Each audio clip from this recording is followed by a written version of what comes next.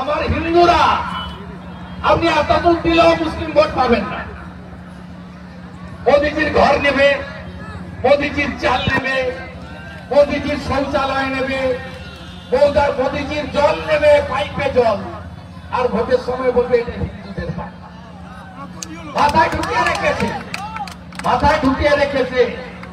আমাদের ভোট বাড়াতে হবে, হিন্দুদের এক করতে হবে। রাজি তো? রাজি তো? আপনারা আর 2-3% শুধু বাড়িয়ে দিন। 140টা সিটে 40% করে ভোট পেয়েছি, আর 2% ভোট দরকার। হিন্দু ভোট বাড়ালেই হবে। আমি নন্দীগ্রামে করেছি, 100 জন হিন্দু, তার মধ্যে 65 জন হিন্দু আমাকে ভোট দিয়েছিল। আমি 1956 ভোটে জিতেছি। 70 জন হিন্দু আমার কথাতে অভিজিৎ গাঙ্গুলিকে ভোট দিয়েছে। অভিজিৎ গাঙ্গুলি নন্দীগ্রাম থেকে 8200 ভোটে জিতেছেন, বেশি পেয়েছেন। বিধানসভা ভোটে 85%-এর বেশি হিন্দু নন্দীগ্রামে আমি এক করব, এবং বিজেপি 20,000 ভোটে জিতবে। আপনাদের প্রত্যেকের দায়িত্ব প্রত্যেকটা বুথে বুথে আরো 10% হিন্দুকে ভারতীয় জনতা পার্টির পক্ষে আনা, যাতে 2026-এ এই সরকারকে আমরা সরিয়ে আমার বোনের সঠিক বিচার দিতে পারি। আর যদি 2026-এ এই রাজ্যে কোন রাষ্ট্রপতি সরকার না হয়, 2031 সালে আর একটা সুরাবর্তী মুখ্যমন্ত্রী হবে। 1946-এর মতো আর একটা গ্রেট ক্যালকাটা কিলিং হতে পারে, যেটাতে 1946-এর 16ই আগস্ট 10,000 হিন্দুকে একদিনে কলকাতায় কেটেছিল সুরাবর্তীরা।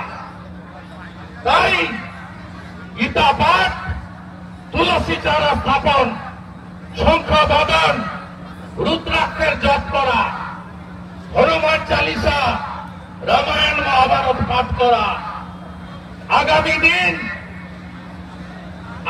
দিন সনাতন সংস্কৃতিকে এগিয়ে রাখা, এ কাজ আপনাদেরকে করতে হবে। বিজেপি এলে সবার জন্য করে মোদীজি, আমরাও সবার জন্য করব। মমতা ব্যানার্জির কথায় উৎসব সাংস্কৃতিক অনুষ্ঠান নয়, আমরা সনাতনী দুর্গা পূজা আমাদের হয় পঞ্জিকা এবং শাস্ত্র মতে। 2 তারিখে মহালয়া, মাতৃপক্ষের সূচনা, 9 তারিখে মহাষষ্ঠী, মায়ের বোধন, সপ্তমী, অষ্টমী, নবমী, দশমী, 3 দিন পড়েছে এবারে। এবং সমস্ত কর্মসূচি সকাল 8টার মধ্যে পঞ্জিকা মতে শেষ করতে হবে। আমরা সাত্বিক মতে, পঞ্জিকা মতে পুজোতে অংশগ্রহণ করব। আর ভারতীয় জনতা পার্টি রাজ্যের সব জায়গায় একটি করে অভয়া মঞ্চ তৈরি করবে। উৎসব মেলা যেখানে হবে, পুজো অনুষ্ঠান যেখানে হবে, সেখানে মুখ্যমন্ত্রীর পদত্যাগ দাবিতে স্বাক্ষর সংগ্রহ হবে।